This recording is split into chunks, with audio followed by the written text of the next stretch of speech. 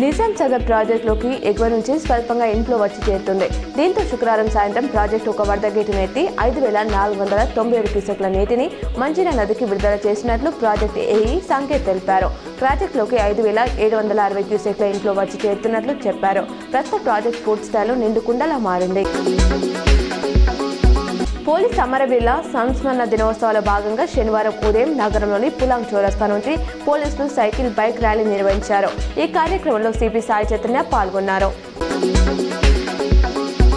నందిపేట శ్రీ కేదారేశ్వర ఆశ్రమంలో మంగిరాములు మహారాజ్ అనుష్ఠాన దీక్ష 23వ రోజు కొనసాగుతుంది.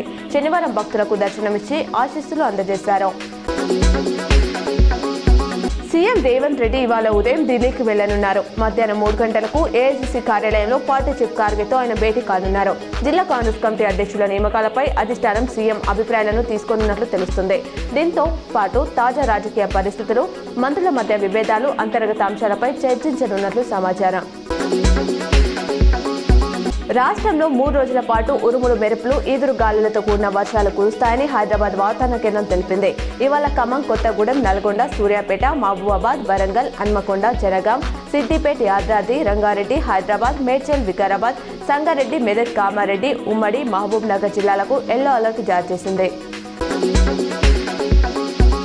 ఇచ్చిన మాట ప్రకారం కాంగ్రెస్ ప్రభుత్వం 2 లక్షల ఉద్యోగాలు ఇవ్వాలని బీఆర్ఎస్ నేత హరీష్ రావు డిమాండ్ చేశారు. హైదరాబాద్లోని జలవిహార్లో నిరుద్యోగ బాంకీకార్డును ఆవిష్కరించి కాంగ్రెస్ ప్రభుత్వం నిరుద్యోగులను మోసగించిందని దుయ్యబట్టారు. రేవంత్ అన్ని విధాలుగా విఫలమయ్యారని ఫైర్ అయ్యారు. రాష్ట్రంలో మున్సిపాలిటీలకు రూపాయలు 2,780 కోట్ల నిధులను ప్రభుత్వం విడుదల చేసింది.